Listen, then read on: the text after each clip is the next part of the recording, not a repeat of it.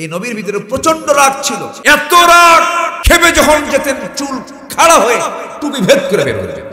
2 বছর বয়সে ফেরাউন করে নিছে, পছন্দ হয়নি। সুমা খাবি না তুই আমারে, জোর করে সুমা খেতে নিয়ে দিবেন না, চুমা খেতে মারছেন থাপ্পড়, সিট হয়ে পড়ে কয় আসিয়া এটাই মুসা।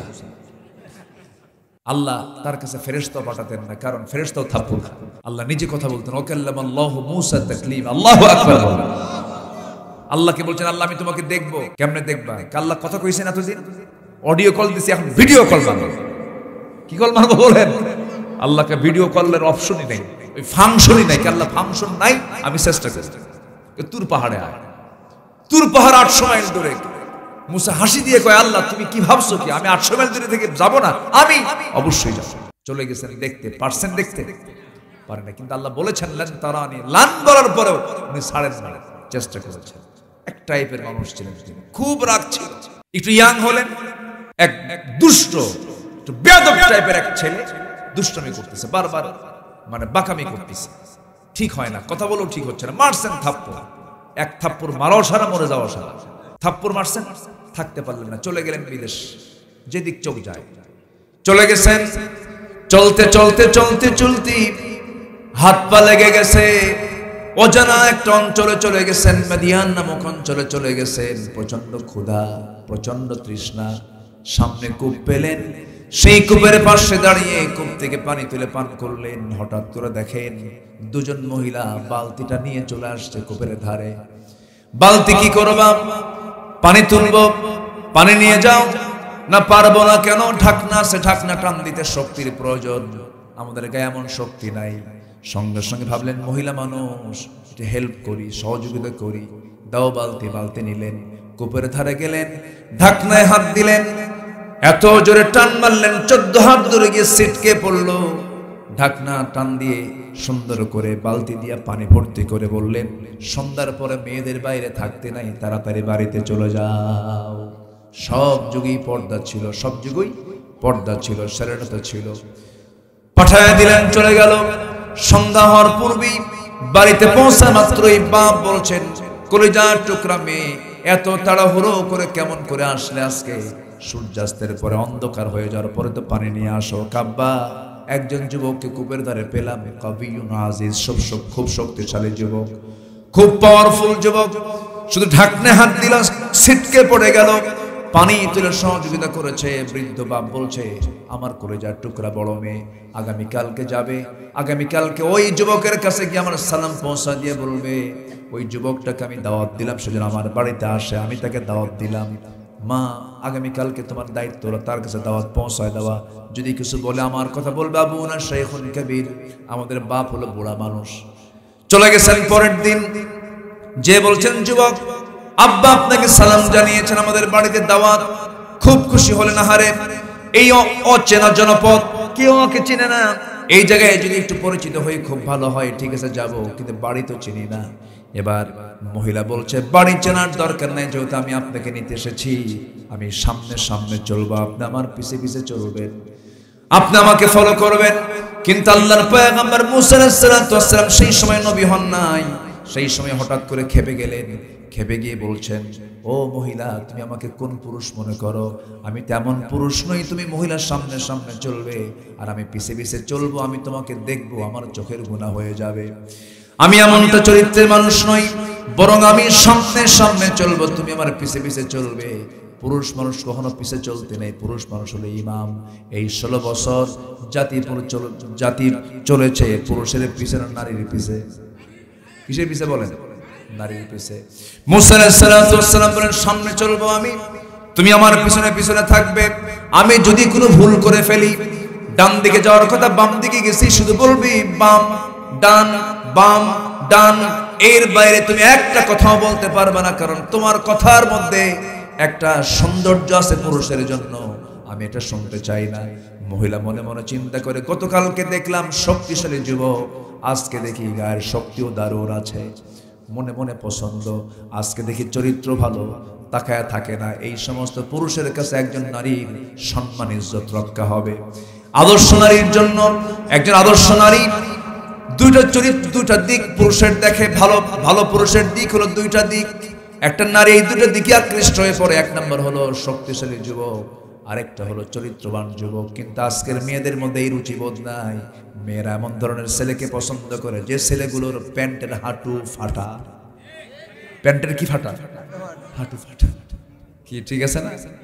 প্যান্টের হাঁটু ফাটা, মাথার চুলগুলো, ওরে বাপরে বাপ, মাথার চুল দুই দিকে নাই, পিছনেও নাই, চামড়া বের করা। মাথার চুল দুই দিকে নাই, পিছনেও নাই, মাথার উপরে গোল করে রেখে দিয়েছে। যখন বলা হয়, ও যুবক, এই ডিজাইনটা তুমি পাইছো কোথায়? মেসি।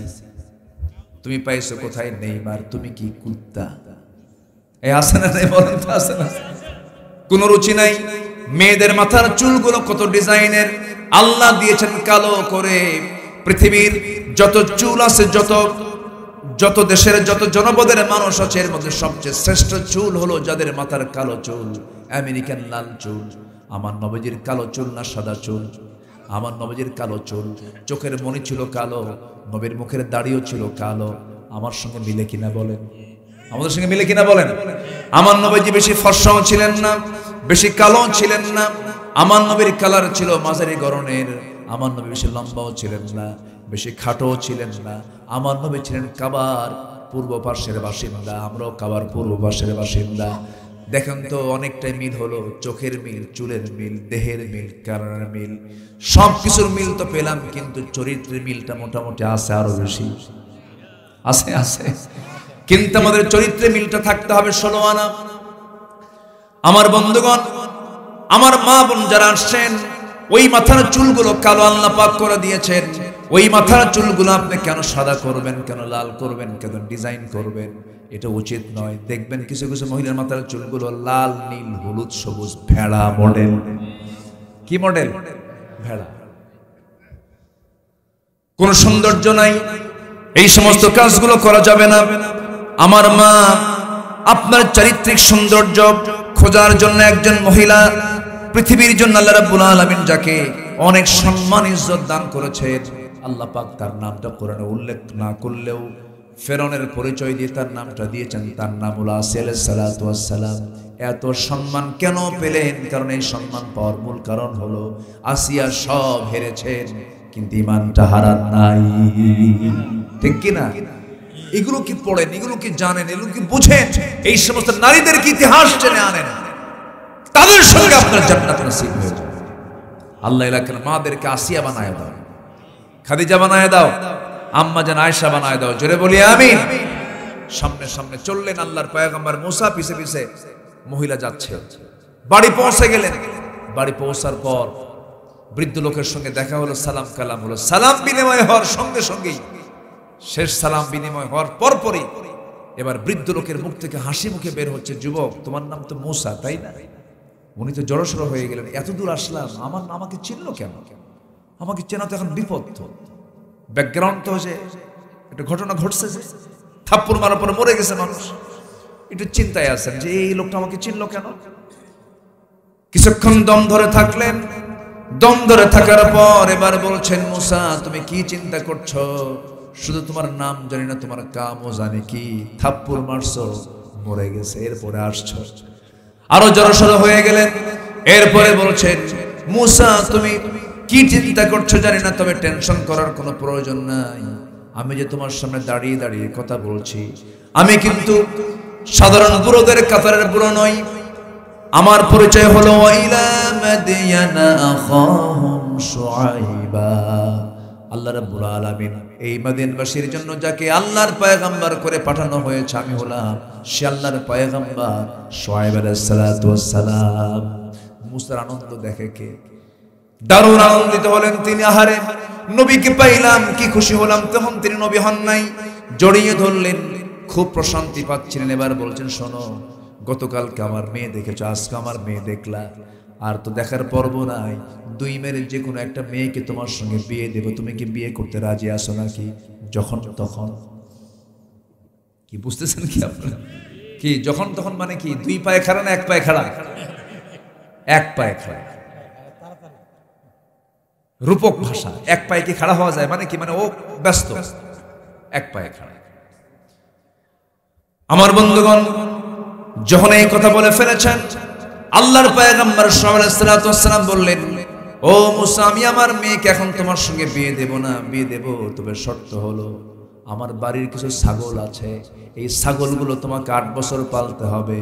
10 বছর পাললে পরে মাস্টার্স কোর্স, 8 বছর পাললে পরে অনার্স কোর্স হবে। দুটা করলেই ভালো হয়, কোনটা করবা? 10 বছরেরটাই করব। ছাগল পালো। পৃথিবীতে যত প্রাণী আছে সকল প্রাণীর মধ্যে সবচেয়ে শান্ত, ভদ্র, অত্যন্ত অনুগত প্রাণীর নাম হলো ছাগল। ঠিক আছে না? শান্ত। একবার যদি ছাগল ব্রেক মারে, ব্রেক মারা বুঝেন তো, একবার যদি ব্রেক মারে, দুটো পা মাটিতে গেড়ে দিয়েছে, দড়ি ছিঁড়বে, আপনিও চলে যাবেন, ছাগল বলবে তুই যা, আমি যাব না। এত বাঁকা একটা প্রাণী, সেই প্রাণীকে পালার দায়িত্ব দিলেন এই মুসা আলাইহিস সালামকে, যার প্রচন্ড রাগ ছিল। শুধু নবী নন, শুধু মুসা নন, আদম থেকে শুরু করে আমার রাসূল পর্যন্ত প্রত্যেকটা পয়গম্বরের সঙ্গে ছাগলের সম্পর্ক আছে না নাই? সব নবী ছাগল চড়িয়েছেন। আল্লাহু আকবার। কারণ নবীদের পরের দায়িত্ব হলো মানুষ চড়ানো। ছাগল চড়ালেন। অনেক লম্বা কথা, এগুলো তো কোরআন। আমি কিন্তু এগুলো সব কোরআন, আয়াত আয়াত বলবো, কোন সময় তো নাই। সূরা কাসাস পড়বেন। 10 বছর পূরণ হয়ে গেল ছাগল পালা। এই লোক দিয়া আল্লাহ পাক এই লোক দেখো ঘটায় দিলেন, কি পরিমাণ রাগ, আর দিলেন ছাগল পালন দায়িত্ব। পাললেন। 10ম বছর পূর্ণ হয়ে গেল। সর্বশেষ দিন ছাগলগুলো নিয়ে যখন বাড়ির দিকে রওনা করেছেন, পাল চলতেছে, একসঙ্গে হঠাৎ করে পাল থেকে একটা ছাগল মারছে, একদিকে দৌড়, সেই সিটকে পড়া দৌড়, ছাগলটার পিছনে আল্লাহর পয়গম্বর দৌড় মেরেছেন। ছাগলও দৌড়ায়, মুসাও দৌড়ান, ছাগল থামে না, মুসাও থামেন না। বরং বলুন তো, ছাগল যত বেশি দৌড়াবে, যে ছাগলের পিছনে দৌড়াবে সেই লোকটার রাগ কমবে না বাড়বে? বাড়বে। চূড়ান্ত লেভেলের রাগ হয়ে গেল। থেমে গেছে ছাগল, কিন্তু রাগ তো 100 ডিগ্রি। কোনো কথা নাই। 2 হাত, 2 পা, 2 পা, 2 হাতে ধরলেন, শূন্যের উপরে খাড়া করলেন, এক আছাড় মারবেন, কিন্তু লক্ষ্য করে দেখেন ছাগলটার চোখে মুখে দারুণ ভয়, লোমকূপ দিয়ে টপ টপ করে ঘামগুলো ঝরে ঝরে পড়তেছে। এবার মুসা মনে মনে ভাবলেন, আমি কেমন করে ছাগলটাকে মারতে চাই, ছাগল তো কিছুই বোঝে না, ওরে তোর মাইরা লাভ কি? ছাগলে পাগলে কিনা বলে ছাগলে কিনা খায়। একটু দয়া হলো, মায়া হলো, মোহাব্বত হলো। ছাগলটার 2 হাত, 2 পা, 2 পা, 2 হাত থেকে ছাড়াইয়া দিয়া কোলের মধ্যে নিয়ে সুন্দর করে আদর করলেন, মোহাব্বত করলেন। আল্লাহ বলেন, মুসা রাগ কমে গেছে, নবুয়ত দিয়ে দিলাম। জোরকান সুবহানাল্লাহ। তারা পারেন ঠোঁট মিলিয়ে বলুন, ইন্নাল্লাযীনা আমানু ওয়া আমিলুস সালিহাতি লাহুম জান্নাতুন তাজরি মিন তাহতিহাল আনহার যালিকাল ফাওজুল কাবীর। আর এখানে যালিকাল ফাওজুল আযীম। এটা হলো সীমাহীন সফলতা, আর ওটা হলো বড় বড় সফলতা। 1 নাম্বার হলো যারা ঈমান আনবে, নেক আমল করবে। যারা ঈমানহীন আমলের কোনো মূল্য নেই, আবার আমলহীন ঈমানের কোনো মূল্য নাই। বিল গেটস আমেরিকার ধনকুবের একজন মানুষ, সমস্ত সম্পত্তির সিংহভাগ সেই লোকটা সামাজিক দাতব্য জায়গায় সে দান করে দিয়েছে। এত বড় দানবীর, এত বড় দানবীরের খাতায় তার নাম থাকার পরেও আল্লাহর কাছে তার কোনো প্রাপ্তি নেই, কারণ তার মধ্যে কি নাই? কি নাই? ঈমান। ঈমান আছে, দাম আছে। ঈমান নেই, দাম নেই। ঈমানহীন লোকের কোনো মূল্য আল্লাহর দরবারে নাই, সে সোজা জাহান্নামে চলে যাবে। 1 নাম্বার পুঁজি হলো ঈমান থাকতে হবে, তাহলে আমি সফল হব। আমার বন্ধুগণ, এই ঈমান, এই ঈমানদারের ঈমানটা অর্জন করার জন্য বংশীয়ভাবে আসে না। আমার বন্ধুগণ, ঈমানটা আল্লাহর কাছ থেকে চাইতে হবে, হেদায়েতটা আল্লাহর কাছ থেকে চাইতে হবে। হেদায়েতের চাবিটা কার হাতে থাকে বলেন? আসতে বলবেন না, কার হাতে থাকে? আল্লাহর হাতে থাকে। এই জন্য আমরা নামাজের মধ্যে প্রত্যেক ওয়াক্তে বলি, ইহদিনাস সিরাতাল মুস্তাকিম।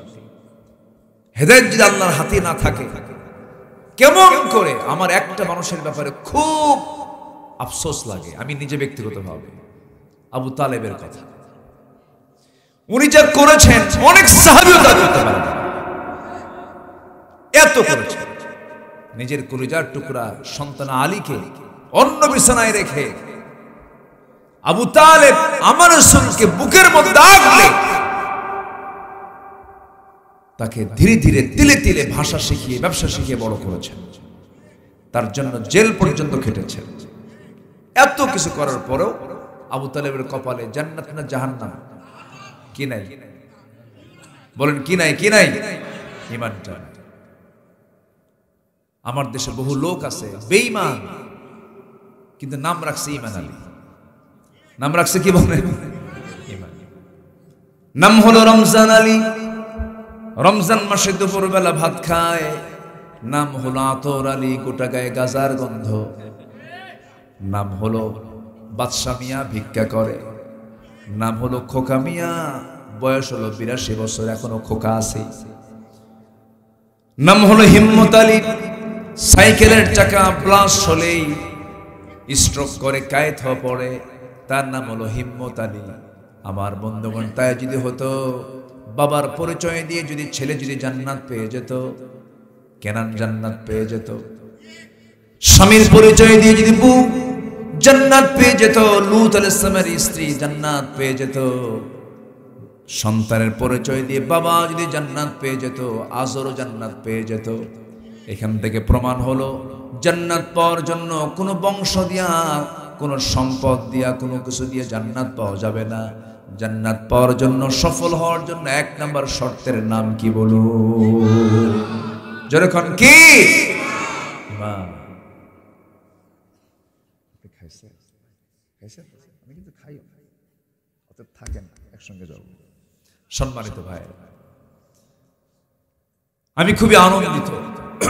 আমি আজকে স্বপ্ন ভাবিনি যে আজকে মাহফিলে আমি প্রেজেন্ট হতে পারবো। কেন যেন আমার মন টানলো যে মানুষগুলো বসে থাকবে। আমি একটু এটা মানুষ, আমার দেশের মানুষদের নেগেটিভ বেশি, বললে বিশ্বাস করে না। হুজুরদের আবার অসুবিধা হয়, কি হুজুর হলো তাহলে? কি বুঝতেছেন কি আপনারা? আবার ডাক্তার যদি অসুস্থ হয়, কি ডাক্তার, ও নিজের রোগী নিজে সারাতে পারে। সম্মানিত ভাইয়েরা, বেকায়দা তো বান্দার হবে, বেকায়দা কখনো আল্লাহর হয় না। বেকায়দা অসুস্থতা অসুবিধা কার হয়? বান্দার হয়। কোনো অসুবিধা নাই কার? আল্লাহ। আমার আপনারই তো প্রবলেম হবে। সম্মানিত ভাইয়েরা, আবু বকর কোথায়? এই যে আবু বকর 1 বছর আগে কতবার ফোন দিয়ে একটা ডেট আমি তার হাতে দিয়েছিলাম। এসেছি, আপনাদের জান্নাতের চেহারা দেখে আমি খুবই মুগ্ধ। আলহামদুলিল্লাহ, খুব ভালো মানুষ। এই যে সভাপতি সাহেবকে পাইছে, সভাপতি সাহেব না, উনি কি সুন্দর মুখে দাড়ি। বিগত 16 বছর দাড়িওয়ালা সভাপতি পাই নাই। জোর কইরা দাড়ি ছাড়া সভাপতি, বিগত 16 বছর। কি যে সময়গুলো গেছে, শুধু শেষ হয়েছে ওরা একটা অপরাধে, একটা দোষে। সেটা হলো কি জানেন? অহংকার। বলেন তো কিসে? বলেন তো কিসে? বলেন তো। অহংকার।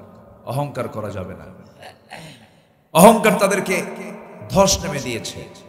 রায় হলো ট্রাইব্যুনালে, দিল্লি থেকে আমাদের সাবেক প্রাইম মিনিস্টার বললেন ক্যাঙ্গারু আদালত। কি আদালত বললো? ক্যাঙ্গারু। তো আদালতটা কাম করছিল কে? এটা হ্যাঁ, যে গর্ত খনন করে সেই গর্তে পড়ে। কত কি দেখলাম আমরা। আমার ইতিহাস শুনেছিলাম, এবার ইতিহাস জালিমদের পতন কেমন করে হয় সচক্ষে আল্লাহ পাক ইতিহাস দেখায় দিলেন। জুলুম করা ঠিক না। সভাপতির পদে একজন বেনামাজি বসবে কেন? এখানেও জুলুম, জানেন? দখল করতে করতে পোস্টার দখল, পোস্টার। আমার নাম দিবি, না হলে মাহফিল হবে না। ঠিক আছে না? ঠিক আছে না? এগুলো করেছে ওরা। কোন দোষ তো আমাদের ছিল না। আলেমরা তো কোনোদিন ক্ষমতাই যায় না, অথচ তাদের কাছে সবচেয়ে বড় শত্রু ছিল কারা? 2018 সালে আমাকে মাহফিল শেষ করে বাড়ি গেছি, আমাকে ধরে নিয়ে থানায় জমা দিল। ওসি আমার দিকে তাকায়া ওই যে মাথা নিচু করে আছে রুকুর হালত আর তাকায় না। বললাম স্যার তাকান না কেন? হুজুর তাকাবো কেমন, লজ্জা পাচ্ছি। ধরলেন কেন? হুজুর বন্ধ দিয়েন না হুজুর, আগে ছাড়েন স্যার।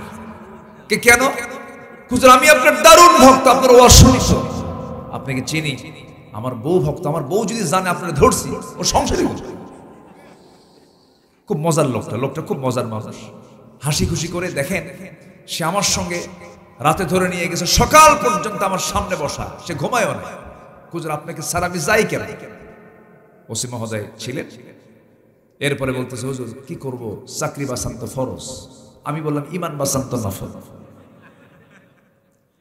আমাকে টেনে হেঁচড়ে কি করবে আর, শেষ পর্যন্ত বাধ্য হলো, কোর্টে চালান দিল। কোর্টের বিচারের চেয়ারে বসা বিচারক আমার দিকে তাকায় জিব্বায় কামড় মেরে হুজুরে ধরলো খারাপ। মামলার দিকে তাকায় দেখেছেন এমন ধারা, জামিন দিলে আমার চাকরি নাই। কোর্টে চালান দিয়ে দিল। সে কোর্ট থেকে আবার প্রিজন ভ্যানে করে জেলখানায় পাঠায় দিল। ঢুকলাম, ভাবলাম জেলখানা না, এটা একটা অভিজ্ঞতা, এটা সুন্নাহ।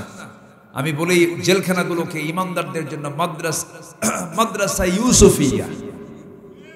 ঢুকে পড়লাম। ভিতরে ঢোকার পর এক বুড়ো চাচা, 80 বছর বয়স, এরকম আরেকটু বয়স হবে, থিন পাতলা লিকলিকা, আমার দিকে তাকায়া লম্বা একখান সালাম দিয়ে বলে হুজুর আপনি জেলখানায় ঢুকছেন। খুব খুশি হলাম। তো বললাম জেলখানায় ঢুকলে কেউ খুশি হয়? কে বলে হুজুর ওয়াজে যায়, মাহফিলে যায়, আপনার এত ওয়াজ শুনলাম জীবনে, এত চেষ্টা করছে আপনার সঙ্গে একটাবার মুসাফা করব, চান্স পাইনি। আল্লাহ কি সুন্দর মিলাই দিল হুজুর, দোয়া করে আপনি জেলখানায় থাকেন। তো বললাম চাচা আপনি জেলখানায় কেন? বলে বাবা বোমা হামলা। বললাম বোমা মানে কেমন নামে বোমা হামলার মামলা দিচ্ছে? বলেন তো বুড়া মানুষের 80 বছর বয়সের লোকের হাতে যদি বোমা তুলে দেওয়া হয়, বোমা কি জায়গায় মারবে না মাথায় পড়বে? এগুলো করেছে, এগুলোই করেছে তারা। এগুলো জুলুম, অহংকার, জুলুম টেকসই হতে পারে না। এখনো যদি কেউ জুলুম করেন ওই রকম পতনই হবে। এজন্য সন্ত্রাসী, পুকুর দখল, জমি দখল, ব্যবসা দখল, চাঁদাবাজি, সন্ত্রাসী যারাই করবেন ইতিহাস থেকে শিক্ষা নিন। আসতে কন কেন? শিক্ষা নিতে হবে। তাহলে আমরা সফল হওয়ার জন্য 1 নম্বর হলো আমার ঈমান আনবো। তো রাজি আছেন তো ইনশাআল্লাহ? আল্লাহ কবুল করুন, জোরে বলি আমিন। ঈমান টানবো আমরা আংশিক না পুরোপুরি? ইসলাম মানবো আমরা আংশিক না পুরোপুরি? নামাজে মানবো, সমাজে মানবো না নাকি? মশারি যখন টাঙাই আমরা, মশারি অর্ধেক টাঙাই নাকি? একদিকে ফাঁকা রাখি। যদি ফাঁকা রাখি তাহলে কি মশা, যে উদ্দেশ্যে মশারি টাঙালেন সে উদ্দেশ্য পূরণ হবে? হবে। চতুর্দিকে পরিপূর্ণরূপে ঢেকে নিতে হবে। মশারি যদি কোথাও ফাটা হয়, যদি ফোটা হয়, সেলাই দিয়ে ঠিক করে নিতে হবে। কারণ মশা তো এমন একটা প্রাণীর নাম, আপনি ওকে না চিনতে পারলেও সে আপনাকে অন্ধকারও চেনে। চতুর্দিকে নেটিং করে আপনি শুয়ে পড়েছেন, ঘরে কোনো মশা নাই মনে করে, মশারি টাঙ্গান নাই। 10 মিনিট পার না হতেই আপনার নাকের ডগে, কানের কাছে সে সারেগামা পাধানিসা, ঠিক আছে এরকম করে না? 75 ফুট দূর থেকে টের পায় সলিমুদ্দি কোন জায়গায় শুয়ে আছে, তার ঘ্রাণ শক্তি কত দেখে। আল্লাহ তাআলা মশার উদাহরণ দিয়েছেন কোরআনে, মশার উদাহরণ দিয়েছেন লা ইস্তাহি আন ইয়াদরিবা মাসালান মা বাউদাতান ফামা ফাওকাহা।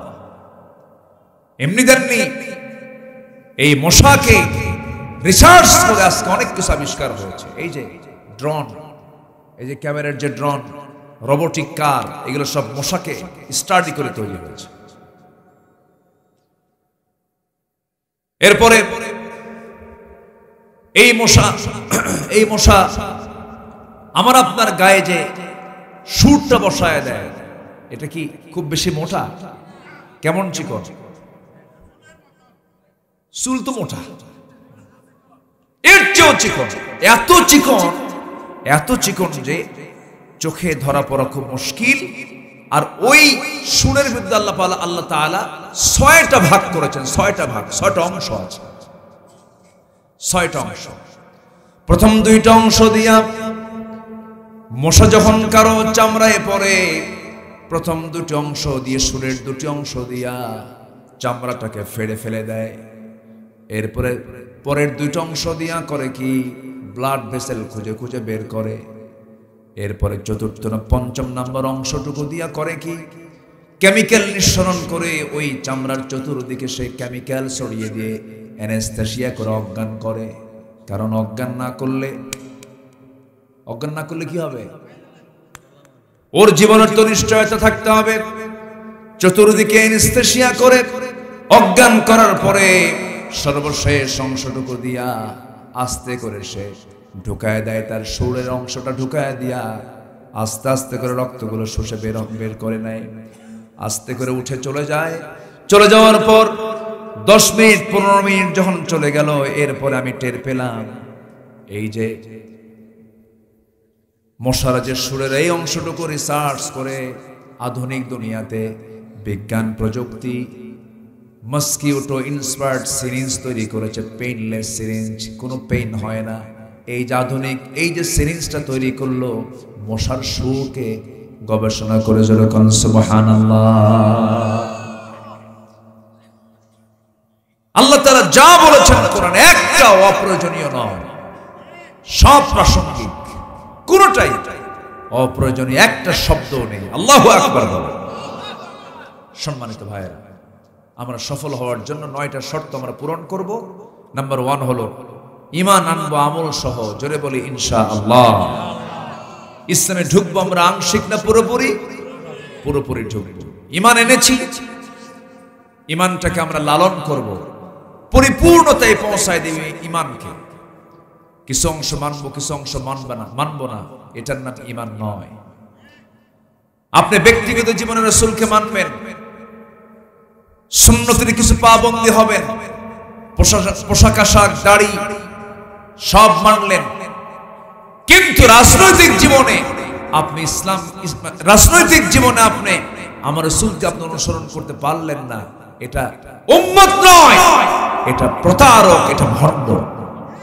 ঠিক কি না? এটা ভণ্ড, এটা প্রতারক। রাসূলকে সব জায়গায় মানতে হবে, রাসূলকে সব জায়গায় মডেল বানাতে হবে। সম্মানিত ভাইয়েরা, 1 নাম্বার চলে গেল, অনেক লম্বা কথা ছিল, আমি শর্ট করে বলছি। নাম্বার 2 হলো পরিশুদ্ধিতা, নিজের নফসের মধ্যে শুদ্ধতা আনতে হবে। মনে উদারতা দরকার না হিংসা দরকার? বলেন বলেন বলেন বলেন। উদারতা। আল্লাহ তুমি তাকে বড় করেছ, আমাকেও বড় করো। তুমি তাকে এটা দিয়েছ, তুমি আমাকে এটা দাও। নিজের জন্য আগে দোয়া না করে আমি আপনি যদি অন্যের জন্য আগে দোয়া করতে পারি, আমার আল্লাহ আমার দোয়া কবুল করবে। এই জন্য উদার হব আমরা। যখন আপনার মনের মধ্যে যখন হিংসা কাজ করে, ভাবতে হবে আপনার মধ্যে ঈমানের ক্যান্সার ঢুকে গেছে।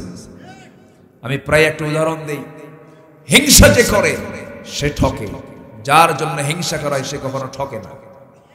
বহুদিন আগে কোন এক আলোচকের ওয়াজে শুনছিলাম, ছোটবেলায়, মনে পড়ছে না এই মুহূর্তে। আগের যুগের মানুষ বিয়ে করতে যেত গাড়িতে চড়ে। কিসে চড়ে? আপনি কিসে গেছেন? পালকিতে গেছেন। চাচা পালকিতে গেছে, গরুর গাড়িতে চড়ে গেছে, ঘোড়ার গাড়িতে চড়ে গেছে। ঠিক আছে না? তো এক গ্রামের যুবক বিয়ে করবে, ওই গ্রামে এক মুরব্বীর ঘোড়া আছে। তো মুরব্বীর বাড়িতে গিয়ে বলছে, চাচা ঘোড়াটা কি দেওয়া যাবে? চাচার মন খারাপ। চাচা ওই যুবককে রাগ করে বলতেছে, সবাই দিলে তোরে দেব না। মন মেজাজ ভালো নাই, রূপ করতে বলছি। চলে আসছে বাড়িতে, মনটা খারাপ, ঘোড়াটা দিল না। আমার বিয়ার কথা বললাম, তাও তো দিল না। সবে কদরের রাত্রে চলে গেছে মসজিদে, নামাজ কালাম পুইরা সবার শেষে দোয়ায় হাত তুলেছে আল্লাহর কাছে, আল্লাহ আজকের এই কদরের রাত্রিতে আমার জন্য তোমার কাছে কোনো চাওয়া নেই, কিচ্ছু চাই না, আমার একটাই চাওয়া, বুড়ার যেন ঘোড়া মরে। বুড়ার যেন কি মরে? ঘোড়া মরে। এই দোয়া করে বাড়িতে চলে আসছে। বাড়িতে আসার পরে দেখে মায়ের চোখে পানি, মা কান্দে। কে বাবা মা তুমি কান্দো কেন? কে বাবা তোর গরু মরছে। তোর কি মরছে? গরু মরছে। তাহলে এখন বলেন দোয়া কিন্তু ঠিকই কবুল হয়েছে, কিন্তু মালাকুল মউত গেছে গোরার কাছে না গরুর কাছে? হিংসা করবেন, হিংসার আগুনে আপনি জ্বলে পড়ে সারখার হবেন। হিংসা যার জন্য করা হচ্ছে আল্লাহ তার উন্নয়ন করে দিবেন। এই জন্য হিংসার দিকে যাব না, তাহলে নফসটা শুদ্ধ থাকবে, আপনি সুস্থ থাকবেন। হিংসা করলেও কিন্তু শরীরের এনার্জি যায়। সময় নাই এগুলো, আমরা উদার হব, জোরে বলি ইনশাআল্লাহ। আল্লাহ রাব্বুল আলামিন বলেন সফল কারা, قد أفلح من تزكى وذكر اسم ربه فصلى بل تؤثرون الحياة الدنيا والآخرة خير وأبقى।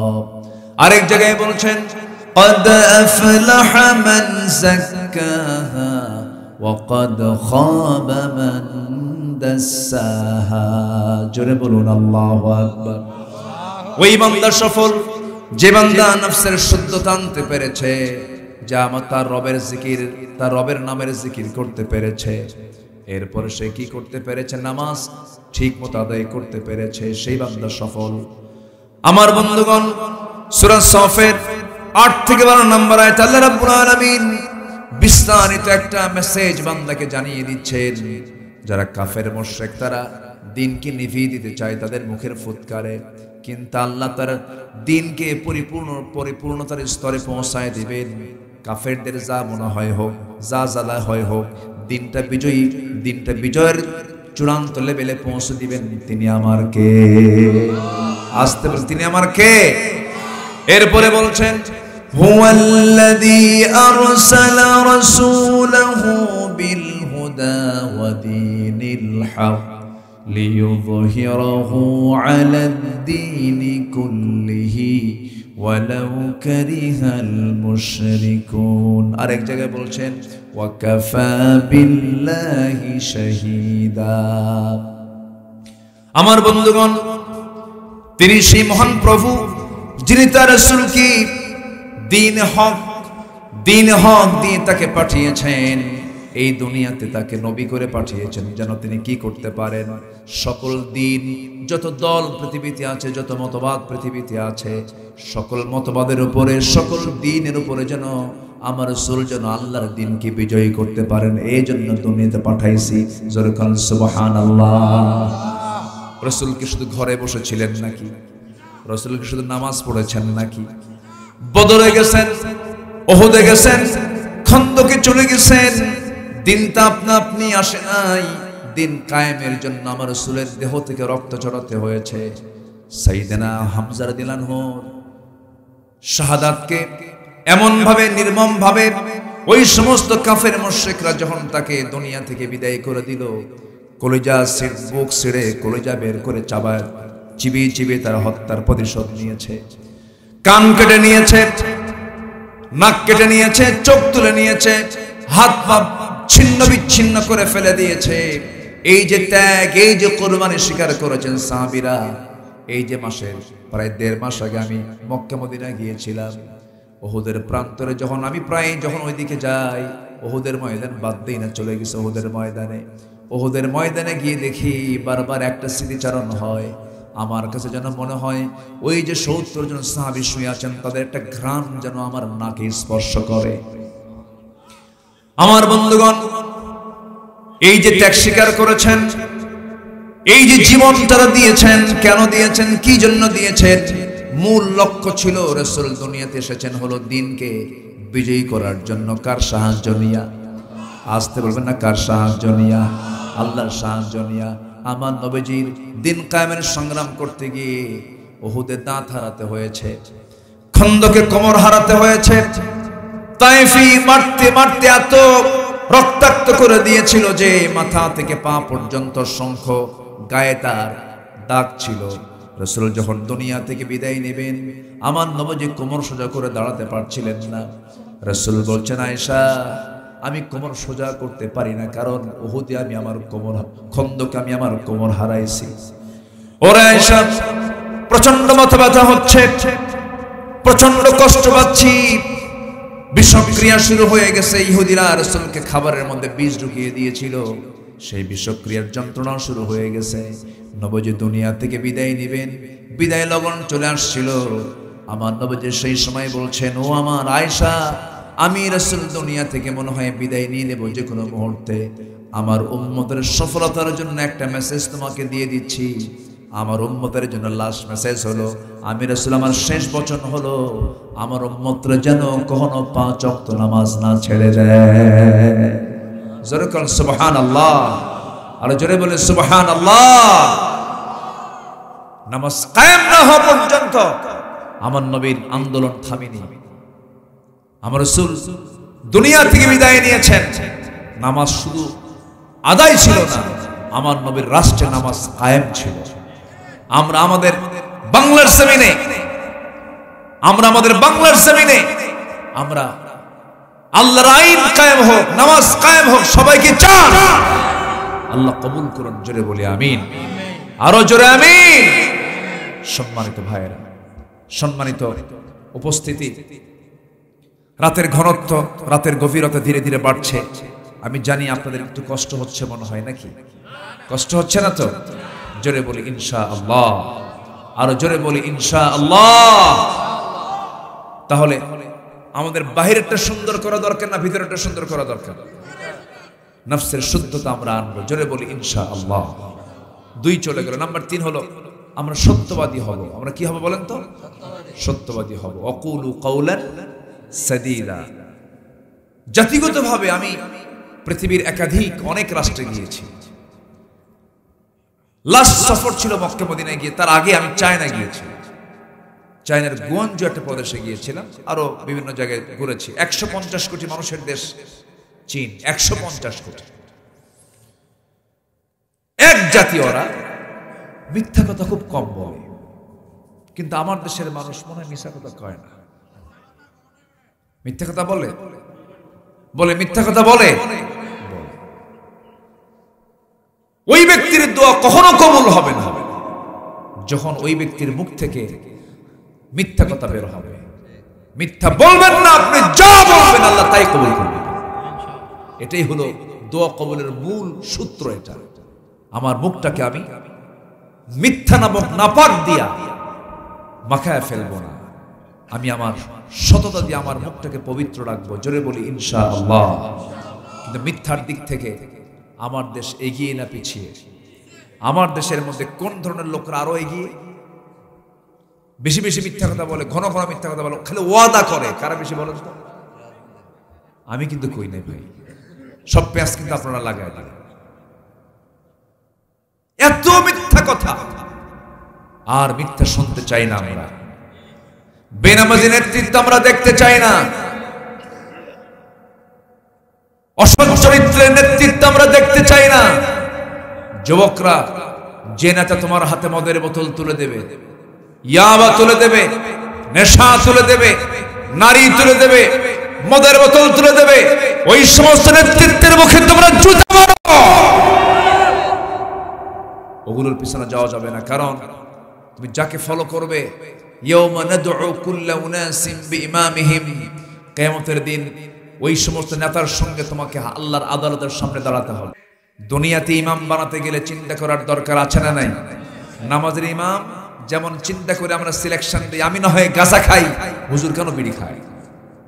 হুজুরকে আপনি যেমন ফ্রেশ দেখতে চান, নামাজটাকে ঠিক করার জন্য, সমাজটাকে ঠিক করার জন্য, সমাজের যারা ইমাম হবে না তবে তাদেরকে চরিত্রবান দেখতে হবে। এখন সময় এসেছে আমাদের, আমরা এগুলোকে অত্যন্ত যত্নের সঙ্গে আমরা এগুলোকে মাথায় রাখবো, খেয়াল রাখবো। জোরে বলি ইনশাআল্লাহ। সততা আছে যেখানে আমরা আছি, সেখানে ঠকছি জীবন আর ঠকতে চাই না। দেখলাম তো আইয়ুবের শাসন দেখেছেন, দেখেন আইয়ুবের শাসন দেখেছেন, মুজিবের ভাষণ শুনেছেন, জিয়ার খাল কাটা দেখেছেন, আর সাসায়ের সাদের তাল ব্যথা, আর মাঝখান দিয়ে যে সময়গুলো ছিল হরতাল আর হরতাল, সব দেখে শেষ। আগামীর বাংলাদেশ আমরা দেখতে চাই কোরআনের বাংলাদেশ। রাজি আছেন কারা কারা? একটা হাত উঁচু করে দেখান মুসলমান।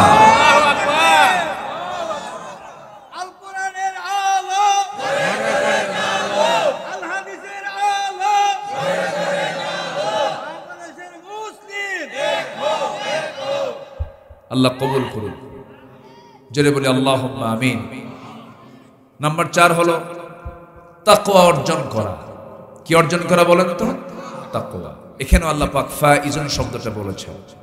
আল্লাহ রাব্বুল আলামিন বলেন মান ইউতিইল্লাহা ওয়া রাসূলাহু ওয়া ইয়াখশাল্লাহা ওয়া ইয়াত্তাকিহি ফাউলাইকা হুমুল ফাইজুন।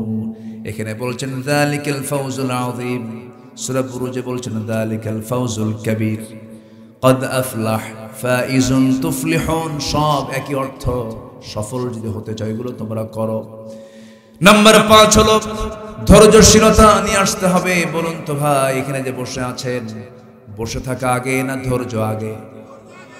ধৈর্য না থাকলে কি বসতে পারতেন নাকি? বিয়ে আগে না ধৈর্য আগে?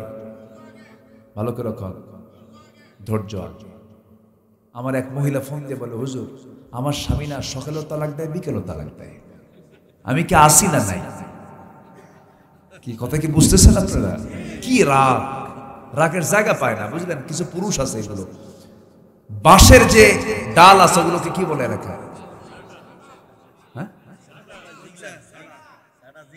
ঝিংলা। ঝিংলা, আচ্ছা, কঞ্চি, যেটা কঞ্চি।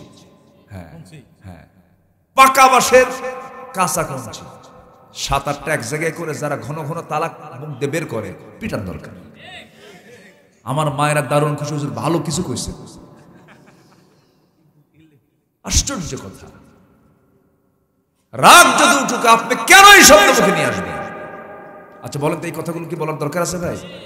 অসংখ্য পরিবার জেনা হচ্ছে, জেনা। তালাক দিয়া আফসোস করে আমাদের ফোন দিয়ে বলে, হুজুর কাম তো সারছে, কি 100 তালাক দিছে। কয়শো তালাক দিছে? 100। আর কি করছো কও? হুজুর শাশুড়ি শুদ্ধ তালাক দিছে। বাচ্চা দুটো আছে, হুজুর আমি প্রবাসে আছি, হুজুর ঘুম নাই, হুজুর রাগের ঠেলায় আমি মোবাইলও ভাঙছি, হুজুর ভুল হয়ে গেছে, হুজুর আমার বাচ্চা কাচ্চা আছে, দেখুন তো হুজুর আমার বউটাকে ফেরত নিয়ে আসার কোনো ব্যবস্থা, হুজুর আপনি একটা ব্যবস্থা করে দেন। মানে ওদের দৃষ্টিতে হুজুর মনে হয় শরীয়তের মালিক। মিলায় দেন, আছে না নাই? বলেন তো, ধৈর্য আগে না বিয়ে আগে? বলেন কোনটা আগে? ব্যবসা আগে না ধৈর্য আগে? আপনি লুঙ্গির দোকান দিয়েছেন, লুঙ্গি কি একটা দেখলে কিনবে? কটা দেখাবেন? বহু লুঙ্গি দেখানোর পরে তাও নিজে খুলে দেখতে হবে। দেখতেছে 10 মিনিট, 10 লুঙ্গি দেখার পরে বলে না মাল ভালো না। আপনি যদি তুই কি কইলি আমারে, কি কথা কি বুঝতেছেন? 10টা দেখার পরেও যদি কয় মাল ভালো না, লুঙ্গি ভালো না, কি কইলি তুই আমারে? বলেন তো ব্যবসা হবে? হবে ব্যবসা? এরপরও আপনার একটা মানে হাসি নাই মুখে, তারপরে একটা হাসি মাখা মুখ দেখা ভেসকি কেটে আবার আসে বলতে হবে, নচেত ব্যবসা চলবে। ধৈর্য, সব জায়গায় ধৈর্য লাগবে। যে ধৈর্যহীন তার কোনো প্রাপ্তি আল্লাহর দরবারে নাই। সব নবী ধৈর্যশীল ছিলেন। ধৈর্যশীলতা কি? ধৈর্যশীল হলে পরাজয় না সফলতা? পরাজয় না সফলতা? আল্লাহ রাব্বুল আলামিন বলেন, ইন্নী জাযাইতুহুমুল ইয়াওমা বিমা সাবারু আন্নাহুম হুমুল ফাইজুন। জোরে বলুন আল্লাহু আকবার। সূরাতুল মুমিনুন, যারা ধৈর্যশীল হবে তারাই সফল হয়ে যাবে। নাম্বার 6 হলো আনুগত্য করতে হবে। 1 নাম্বার কার? ফজর পড়বেন কারা? দেখি হাত তুলে দেখান তো, ফজর পড়বেন কারা? দেখি ফজর পড়বেন কারা? ফজর ঠিক হলে বাকি সারা রক্ত ঠিক হয়ে যায়। দেখি তোলেন না। জোরে বলি ইয়া আল্লাহ, আমাদেরকে ফজর, যোহর, আসর, মাগরিব, ইশা 5 ওয়াক্ত সালাত আদায় করা তৌফিক তুমি আল্লাহ দিয়া দাও। জোরে বলি আমিন, আরো জোরে আমিন। আনুগত্য থাকতে হবে। নাম্বার 6, 1 নাম্বার কার আনুগত্য? নাম্বার 2 হচ্ছে মুহাম্মদ সাল্লাল্লাহু। আল্লাহ রাব্বুল আলামিন বলেন, ওয়া মান ইউতিইল্লাহা ওয়া রাসূলাহু ফাকাদ ফাযা ফাওজান আযীমা। সূরাতুল আহজাব আয়াত নম্বর 71। যে বান্দা আনুগত্য করবে আল্লাহর এবং রাসূলের, সে ব্যক্তি মহা সাফল্যবান হয়ে যাবে। আনুগত্য কিন্তু ব্যাপক একটা অর্থের নাম। আনুগত্য কাকে বলে, কেমন আনুগত্য করতে হয়, বাস্তবতার সাথে মিলিয়ে রেখে যারা চরম আনুগত্য করেছেন তারা হচ্ছেন সাহাবায়ে কেরাম। কারা কারা কারা? সাহাবীরা। আল্লাহু আকবার, কি আনুগত্য! আমার নবীজি মক্কা থেকে মদিনায় চলে গেছেন। বিলিয়নার সাহাবী আব্দুর রহমান ইবনে আউফ, একদম কোটি কোটি টাকার বিজনেস। বউ ইসলাম কবুল করে নাই, সন্তান ইসলাম কবুল করে নাই, ব্যবসা থুইয়া, বউ থুইয়া, সন্তান থুইয়া ছুটে চলে গেছেন মদিনায়। উনি বললেন, যে শহরে আমার রাসূল নাই সেই মক্কায় আমার থাকার দরকার নেই। সব থুইয়া মদিনায় চলে গেছেন। গিয়ে আমার নবীর সামনে ইতিমের মতো, একদম কেউ নাই মনে হয়, মদিনার মসজিদের সামনে চুপ করে বসে আছেন। রাসূল বলেন, আব্দুর রহমান, তুমি কি জানো তোমার বাড়িটা না আবু জেহেল দখল করে নিয়েছে? আব্দুর রহমান মুস্কি হাসি মেরে বললেন, হুজুর, আবু জেহেল দখল করেছে আমার বাড়ি, আর আমি দখল করতে চাই জান্নাতের বাড়ি।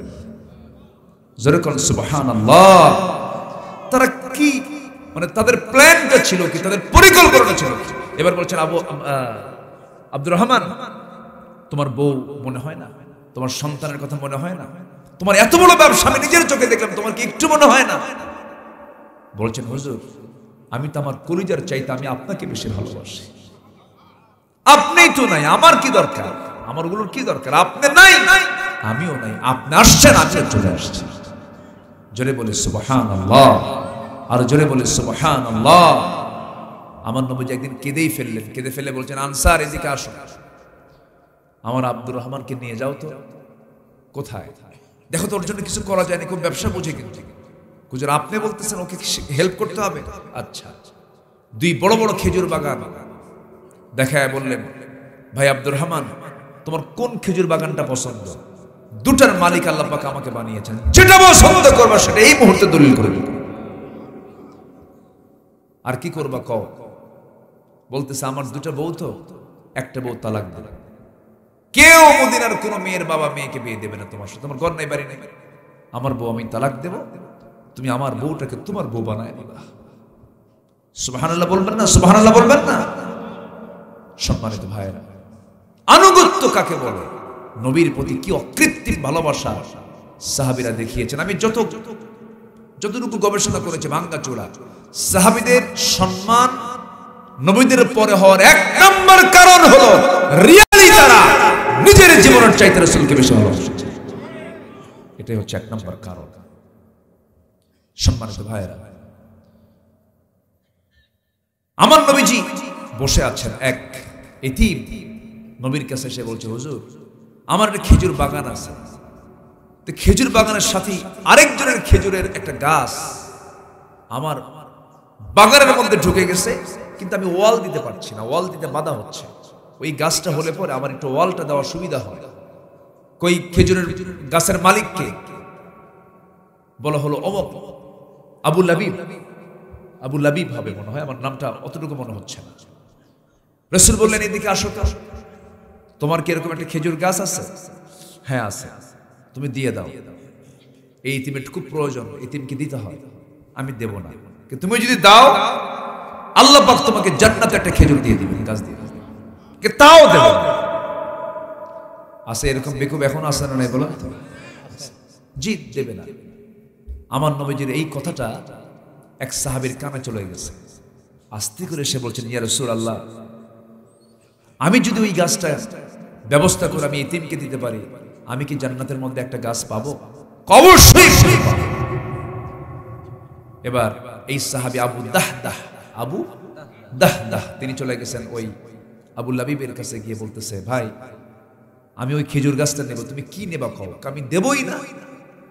এবার তিনি বলছেন, আমি তোমাকে যদি ওই বাগানটা দেই। কোন বাগান? দেখেন, যে বাগানটার চতুর্দিকে ঘেরানো আছে 600 খেজুর গাছ আছে, মাঝখানে একটা সুন্দর আমার বাড়ি আছে, এবং সাথে আছে সুন্দর একটা নল, সুন্দর একটা কূপ আছে, সেখানে মিষ্টি পানির কূপ, কূপের পানি খাবা। সুন্দর বাড়ি আছে, চতুর্দিকে খেজুর গাছ আছে, এতগুলো দিয়ে আমি একটা খেজুর গাছ নিতে চাই। এবার আবু লাবিব বোকার মতো বলতেছে, বোকার মতো তুমি কেমন করে এই কথা বললা, তুমি বুঝবা না, আমারে দিবা নাকি? হ্যাঁ দেব। রাজি হয়ে গেছে। এই দিকে করলেন কি আবু দাহদা, বাড়ির দিকে রওনা করলেন। বাড়ির মধ্যে ঢুকলেনও না, বাহির থেকে দাঁড়িয়ে বলছে, আমার কলিজার টুকরা সন্তানগুলো কোথায় আছো, এদিকে আসো। আমার প্রাণ প্রিয় স্ত্রী কোথায় আছো, এদিকে বের হয়ে আসো। ঘরে যা আছে কিচ্ছু নেওয়ার দরকার নাই, আমরা আজকে বড় ব্যবসা করে ফেলেছি, জান্নাতটা আমাদের কেনা হয়ে গেছে। সুবহানাল্লাহ, জান্নাত কেনা হয়ে গেছে, আমাদের জান্নাত লাভ হয়ে গেছে। সবগুলো পরিবারের সব সদস্যকে সব একসঙ্গে বাড়ি থেকে বের করে নিয়ে বাইরে চলে আসলেন।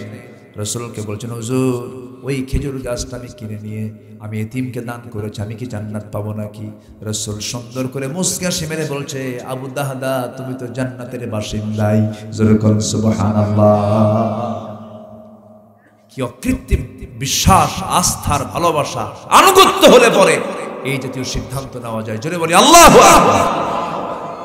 নাম্বার 7 হলো সৎ কাজের আদেশ দেওয়া, অসৎ কাজের বাধা যারা দেবে তারাও সফল হয়ে যাবে। ওয়াল তাকুম মিনকুম উম্মাতুন ইয়াদউনা ইলাল খায়রি ওয়া ইয়া'মুরুনা বিল মা'রুফি ওয়া ইয়ানহাউনা আনিল মুনকার ওয়া উলাইকা হুমুল মুফলিহুন। জোরে বলুন আল্লাহু আকবার। তোমাদের ভিতরে অবশ্যই এমন কিছু লোক থাকা দরকার, এমন একটা দল থাকা দরকার যারা মানুষকে সৎ কাজের দিকে ডাকবে, সৎ কাজের আদেশ দেবে, সৎ কাজের বাধা প্রদান করবে, এবং এই সমস্ত কাজের সঙ্গে যারা জড়িত এরাই হলো মহাসফল। জোরে বলুন সুবহানাল্লাহ। নাম্বার 8 হলো যারা তওবা করবে। আল্লাহ রাব্বুল আলামিন বলেন, তুবু ইলাল্লাহি জামিআন আইয়ুহাল মুমিনুনা লাআল্লাকুম তুফলিহুন। জোরে বলুন আল্লাহু আকবার। আল্লাহ রাব্বুল আলামিন সূরা সাফের 8 থেকে 12 নম্বর আয়াতে একটার সঙ্গে আরেকটার আয়াতের সম্পর্ক জড়িয়ে দিয়ে বলছেন, এবার বলছেন, ইয়া আইয়ুহাল্লাযীনা আমানু হাল আদুল্লুকুম আলা তিজারাতিন তুনজিকুম মিন আযাবিন আলীম। জোরে বলুন আল্লাহু আকবার। আল্লাহ প্রশ্ন করছেন, হাল আদুল্লুকুম, আমি কি তোমাদেরকে দেখিয়ে দেব এমন একটা কাজ করবে যে কাজ করলে পরে তোমরা জাহান্নামের আগুন থেকে বাঁচবে? এমন একটা প্রশ্ন করে উত্তরটা দিচ্ছেন পরের আয়াতে। সেই জান্নাত পাওয়ার জন্য, সেই জাহান্নাম থেকে বাঁচার জন্য আল্লাহ রাব্বুল আলামিন কিছু কাজের কথা বললেন। এক নম্বর হলো ঈমান আনো। কি ঈমান আনলে কি পরাজয় না সফলতা? পরাজয় না সফলতা? সফলতা। তুমিনুনা বিল্লাহি ওয়া রাসূলিহি ওয়া তুজাহিদুনা ফি সাবিলিল্লাহি বিআমওয়ালিকুম ওয়া আনফুসিকুম যালিকুম খায়রুল লাকুম ইন কুনতুম তা'লামুন। জোরে বলুন আল্লাহু আকবার। ঈমান আনবে, জিহাদ করবে, আল্লাহর পথে ব্যয় করবে, জান দেবে, মাল দেবে, এইভাবে তুমি জিহাদ করবে। এই কাজটা করতে পারলে তোমার জন্য সবচেয়ে উত্তম, তুমি যদি তা বুঝো। এরপর আল্লাহ রাব্বুল আলামিন আয়াতের যদি আয়াত শেষ, কথা শেষ হয় নাই, এবার বলছেন বড় সফল যদি হতে চাও এই কাজগুলো করবা, তাহলে কি হবে? তোমার জিন্দেগীর যতগুলো গুনাহ তুমি করেছো সমস্ত গুনাহগুলো আমি আল্লাহ সব ধুয়ে মুছে সাফ করে মাফ করে দেব। যেরকম সুবহানাল্লাহ। এর চাইতে আশার বাণীকের বান্দার জীবন আর থাকতে পারে? আল্লাহ বলছেন তোমার সমস্ত গুনাহগুলো আমি মাফ করে দেব, ঈমান আনবা, জিহাদ করবা, আল্লাহর জমিনে দিন কায়েমের সংগ্রাম করবে, জান দেবে, মাল দেবে, আমি আল্লাহ তোমার সমস্ত গুনাহগুলো একদম ধুয়ে মুছে সাফ করে দেব। যেরকম সুবহানাল্লাহ। এই আয়াতগুলো অনেকে বলতেই চায় না, জানেন? এই আয়াতগুলো খুব জটিল ব্যাপার, তো জানমাল দিতে হবে, যে যত রক্ত লাগে দেব, প্রয়োজনে লোক পাঠাবো, আমি যাব। এরা তো আয়াত পড়বে না, বুঝেন না? এই আয়াতের আলোচনা করা সহজ না, এই আয়াতের আলোচনা করা একটু কঠিন ব্যাপার। এই আয়াতের সঙ্গে যাদের বাস্তবতার মিল নেই তারা এই আয়াতের আলোচনা করা তাদের জন্য খুবই কষ্টকর। সম্মানিত ভাইরা, এরপরে বলছেন ওয়াইদখিলকুম জান্নাত, এমন জান্নাত দেব যে জান্নাতের নিচ দিয়া কি নহর প্রবাহিত। জোরে বলেন সুবহানাল্লাহ। জান্নাতের নহর থাকবে 4টা। কয়টা বলেন তো? 4টা। অনেক লম্বা কথা। মধুর নহর, আসাল, এরপরে হচ্ছে দুধের নহর, এরপর হচ্ছে পানির নহর, আরেকটা হচ্ছে শরাবের নহর। দুধটাও দুনিয়াতে আছে, মধুটাও দুনিয়াতে আছে, পানিটাও দুনিয়াতে আছে, তবে এরকম পানি নয়, আবার এইরকম দুধও নয়, আবার এইরকম মধুও নয়। তবে জান্নাতের মধ্যে যে মধু, দুধ আর পানিগুলো দেওয়া হবে, যা পান করলে পরে বান্দা জীবন যৌবন ডাবল ডাবল হয়ে যাবে। যেরকম সুবহানাল্লাহ। দুনিয়ার দুধ খেলে, দুনিয়াতে দুধ খেলে পেটও খারাপ হয়, হয় না? পেট খারাপ হয়ে যায়। দুনিয়ার মধু বেশি খাইলে পরে সুগার বেড়ে যায়, মানুষ বুড়ো হয়ে যায়। কিন্তু জান্নাতের খাবার একবার পেটে পড়লে পরে কোনোদিন সে আর বুড়ো হবে না, সারা জীবন সে তার যৌবন নিয়ে থাকবে, তার কাছে যৌবন কোনোদিন নষ্ট হবে না। এমন শরাব পান করবে, এমন শরাব তার মুখে যখন চলে আসবে, তার শরীরে দ্বিগুণ দ্বিগুণ শক্তি চলে আসবে। দুনিয়ার জীবনের পচা মদের মতো মদ নয়। দুনিয়ার যে মদগুলো খায়, মদ খেলে টের পাওয়া যায় মদখোর। মদ খাবে, তার চোখটা লাল হয়ে যাবে, চোখটা বের হওয়ার মতো হবে। আর দুনিয়ার মদ খেলে তাল না মাতাল। জান্নাতের শরাবে কোনো মাতাল হওয়ার সুযোগ নাই, বরঞ্চ তার শরীর সুস্থ এবং আর সবল হবে। আল্লাহু আকবার। দুনিয়ার মদ খেলে তাল না মাতাল, মাতাল হয়ে যায়, হুঁশ থাকে না। রাত 3টার দিকে মদ খায়া বাড়িতে এসে দরজা ডাকতেছে, ওঠ ওঠ, খোল, ভাত দে, শুয়ে পড়বে, ভালো লাগে না। এক লাইনে সব শেষ। পরিবারে কোনোদিন মহব্বত হবে বলেন তো? দরজায় ডাকলো, এখন বউ ভাবতেছে যে ডাকার সাইজ দেখতেছি, ও তো খাইছে ডাবল, বোতল ডাবল খাইছে। এখন দরজা খুলি কেমনে, সাহসও পায় না। বড় ছেলেকে ডাক দিয়ে বলে, বাবা চল, আসছে। ছেলেকে সাথে নিয়ে দরজার কাছে গেছে। দরজা খোলা মাত্রই চোখ লাল টকটকা, বউয়ের দিকে তাকায় বলে, আম্মা আসসালামু আলাইকুম। বুঝেন? তো এই ডাক শুনে বউ বলে, তোমার কি একটু হুঁশ নাই? পাশে একটা ছেলে দাঁড়ানো, ছেলের সামনে তুমি আমার মা বলে ডাকো? ছেলের দিকে তাকায় বলে, দুলাভাই আসসালামু আলাইকুম। হেড অফিস তো ঠিক নাই। এই মদ, এই নেশা আমার দেশে পার্লামেন্ট আইন আকারে পাশ করা হয়েছে। কত বড় জঘন্য অপকর্ম এটা! বেশ্যাবৃত্তির লাইসেন্স দেওয়া হয়, মদের আইন পাশ করা হয়, মদের দোকান দেওয়া হয়, মদের লাইসেন্স দেওয়া হয়। মদের লাইসেন্স যে নেবে তার ছবিও লাগে না, তার গোপনীয়তা রক্ষা করা হয়। এই সমস্ত অপকর্মগুলো কেরিয়ান কম ওই দর্শনায়, সেখানে মদের ফ্যাক্টরি আছে। আবার সেই মদের ফ্যাক্টরি উদ্বোধন করার জন্য হুজুরও কিছু আছে। হুজুরদের ডাক দিয়ে নিয়ে যা, হুজুর দোয়া করে দেন, পিসাব দোয়া করে, আল্লাহ এই মদের ফ্যাক্টরিতে বরকত বাড়ায়। কত যে বিচিত্র মানুষ আমার দেশে দেখবে। হিসাব নেই। সিনেমা উদ্বোধন হবে, নায়ক নায়িকা বসে আছে উলঙ্গ হয়ে, নায়িকাদের গায়ে কোনো কাপড় চোপড় নাই, হুজুরে দাওয়াত দিচ্ছে। হুজুর দোয়া করে, আল্লাহ এই নায়িকের মধ্যে তুমি আল্লাহ বরকত বাড়ায়। এই তো অবস্থা। সম্মানিত বন্ধুগণ, জান্নাতের মধ্যে এরকম পচা মদ থাকবে না। জান্নাতের মধ্যে যে শরাব থাকবে, সে শরাব হবে হচ্ছে পিওর ফল থেকে নির্যাস। আল্লাহু আকবার। যৌবন ডাবল ডাবল হবে। সবাই কি জান্নাত পেতে চান? তো সবাই কি জান্নাত পেতে চান? বিড়ি খায়া প্রায় আধা ঘন্টা ধরে এক জায়গায় প্রায় 30 মিনিট আমি এক টানা জান্নাতের কি কি নিয়ামত হবে, কি কি খাবার হবে, কি দিয়ে খাবার উদ্বোধন করা হবে, কোন প্লেট দেওয়া হবে, কারা কারা বহন করবে, কোন কোন পাখির ফ্রাই খাওয়ানো হবে, দীর্ঘ একটা আলোচনা করার মাত্রই হঠাৎ করে এক বুড়ো সামনে দাঁড়ায় গেছে। হুজুর আমার একটা কথা, কি এত নিয়ামতের কথা বললেন কুড়িগ্রামে? হুজুর বিড়ি নাই জান্নাতে। তাহলে ওর মহব্বতটা বিড়ির মধ্যে এত ঢুকছে যে ওর যেখানেই যাক না কেন জাহান্নামে গেলেও বিড়ি লাগবে। এই হচ্ছে অবস্থা। আমরা কোন নেশার দিকে যাব না, জোরে বলি ইনশাআল্লাহ। সকল নেশা কি? আস্তে কোন কেন, আরো জোরে, আরো জোরে। রংপুর হারাগাছ একটা মাহফিল, আমার রংপুর হারাগাছ ছিল। আমি জানি না যে বিড়ির ফ্যাক্টরি মালিক আমাকে দাওয়াত দিয়েছে। আমি গেছি মাহফিল, ওয়াজটা শেষ, দোয়ার আগ দিয়ে আমার কানে বলে, হুজুর আমার একটা ফ্যাক্টরি আছে, সেই ফ্যাক্টরির নাম হলো অমক বিড়ি ফ্যাক্টরি, একটু দোয়া করে দিতে হবে। তো বললাম, ভাই আজকের দিনটা থাক। কথা বলছেন, আমি তো তার দাওয়াতে গেছি, আমি তো জানি না যে তার বিড়ির ফ্যাক্টরির শ্রমিকদের নিয়ে তার এই মাহফিল। সম্মানিত ভাইয়েরা, সব দোয়া করে কি জায়েজ? মানে সব দোয়া করে কি জায়েজ? আমি তাকে বুঝিয়ে বললাম, ভাই আপনি যদি আমাকে 1000 বলেন, আমি তো যেটা অবৈধ, যেটা ইল্লিগাল, যেটা শরীয়ত সম্মত নয়, তার পক্ষে দোয়া করাও জায়েজ। আল্লাহ তুমি সবাইকে বোঝার তৌফিক দান করো, জোরে বলি আমিন। আরো জোরে আল্লাহুম্মা আমিন। সবাই কি জান্নাত পেতে রাজি আছেন তো ইনশাআল্লাহ? সবাই রাজি আছেন তো?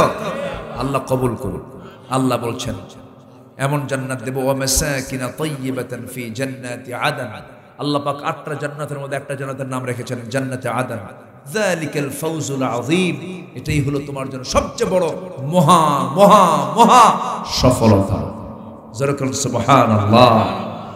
জান্নাতে যাব না আমরা একসঙ্গে বউ সহ মার্কেটিং করব। দেন কেউ ইনশাআল্লাহ করে না। বউর সঙ্গে রাগারাগি নাকি আপনাদের? তাহলে বউকে নিয়ে যদি জান্নাতে যেতে চান, বউ যদি নামাজ না পড়ে, তাও যদি না পড়ে, কি কয় দেখছেন? কি প্যাঁচগুলো লাগাবে, এগুলো কি কথা নাকি? সেই দিন আমার হোম টাউন বগুড়া, আমার জন্মস্থান বগুড়ায়, আমি বলতেছিলাম যে বউ যদি নামাজ না পড়ে কি করবেন? বগুড়ার ভাষায়, লোকাল ভাষায় বলতে, হুজুর কো বাবু। কি কথা কি বুঝতেছেন? মানে মারবে না, বউ তো মারা যাবে।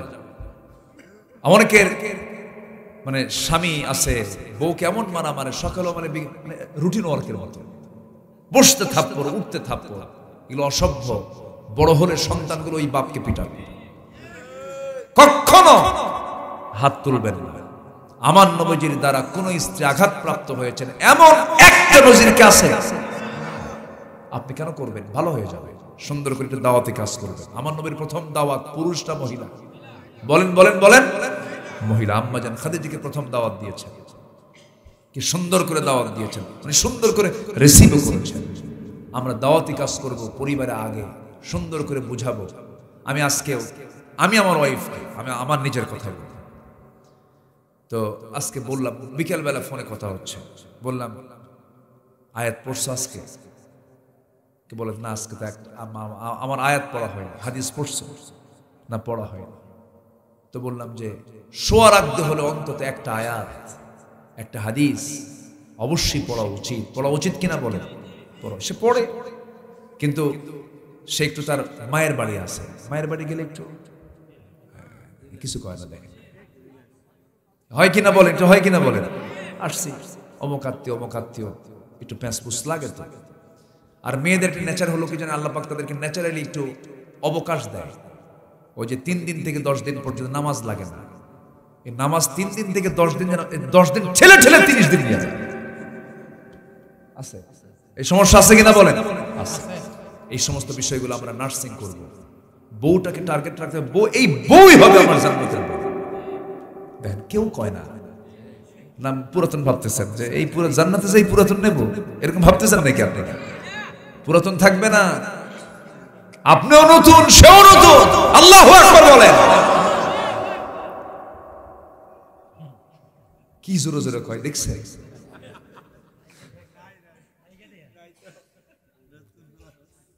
জি, বাচ্চারাও আল্লাহু আকবার কয়, বাচ্চারা। আল্লাহ তুমি সবাইকে মহা সফল হওয়ার তৌফিক দাও। যালিকাল ফাউজুল আযীম, এই মহা সফল যে জান্নাত আল্লাহ তাআলা আমাদেরকে অফার করেছেন, সেই জান্নাতের সমস্ত কার্যগুলো আমাদের দ্বারা সম্পন্ন করার তৌফিক তুমি আল্লাহ দিয়ে দাও। এই আশাবাদ কামনা করছি।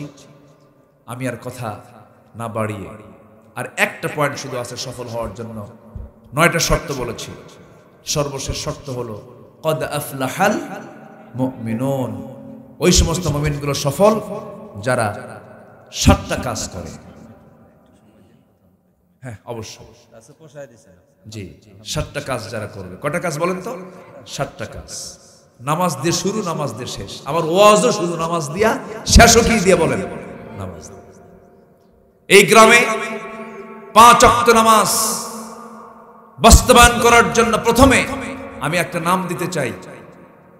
এই গ্রামের নাম হলো বড়াইয়া ফজর নামাজ বাস্তবায়ন কমিটি। ফজর নামাজ বাস্তবায়ন কমিটি 7 থেকে 8 সদস্য করেন, 10 সদস্য করেন।